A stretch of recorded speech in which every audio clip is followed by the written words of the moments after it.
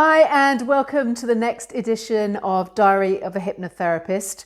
My way of helping people understand a little bit more about what a hypnotherapist actually does, because it's not all about swinging watches or clucking like chickens. And it's also a way that I can reflect on my week, what's happened, as reflection is a very common technique that all therapists use, because bringing in hindsight is a way of informing the future. So my week past has been very varied, as many of them are. I had a lady who I worked with actually quite a few years ago that contacted me and said, I'm struggling with something, can we have just a one-off session? And that's actually quite common. A lot of people realize the power of hypnotherapy and it gives them a lot of tools that they can use, but then life takes your legs away, as it commonly does.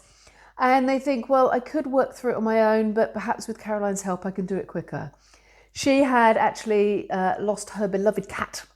And whilst I'm not a grief expert, again, there's things that we can do using hypnosis that can help process that pain more acutely. I also worked with a lovely lady who was struggling with a phobia, and I love working with phobias because they're really, really successful using hypnosis.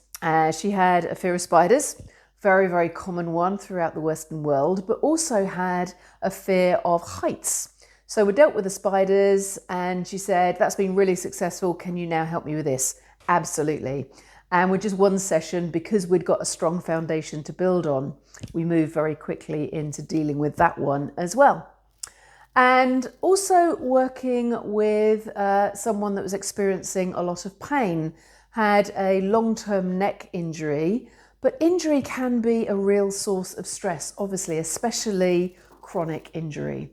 And she was very aware that that physical pain was starting to really impact on her mental health as well. So we were looking at both of those, because the reality is you can't separate the body and the mind.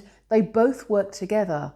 And whilst the NHS, the medical system, is very good at dealing with physical, they don't tend to deal as readily with the emotional impact of physical injuries.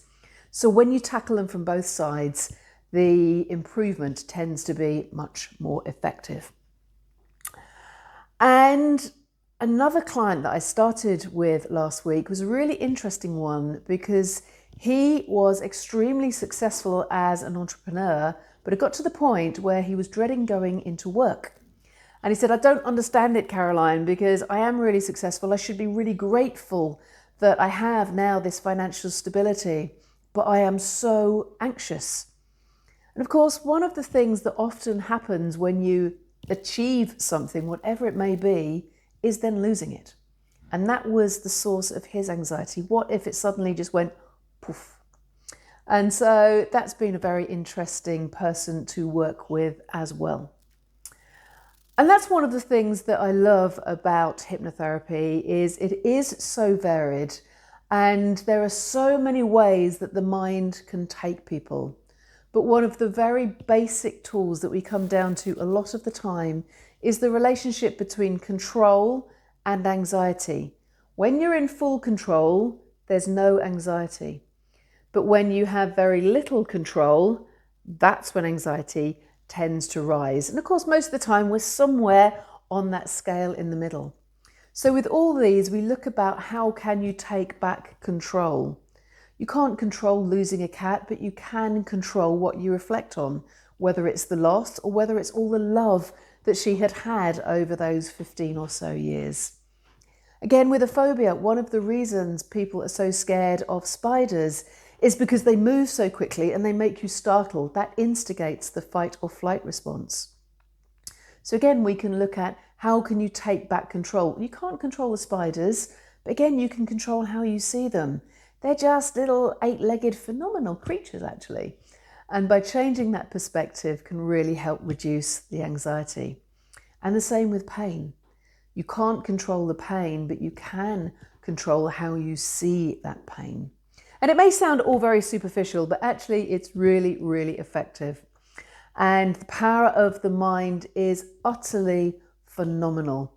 And it's one of the things that I love about what I do, just harnessing that power of the mind to allow people to experience the world in a very different way. And it's not about getting rid of anxiety, because anxiety is a really positive, powerful emotion when you know how to harness and use it. So if you've got something that you're not sure if hypnotherapy could help you with, or something that's holding you back from really enjoying life, let's just have a chat. I can tell you a little bit more about how hypnosis actually works, what hypnotherapy can do. We can relate it to your particular situation and just see where we go from there. I'd love to have a chat. So give me a call. But bye for now.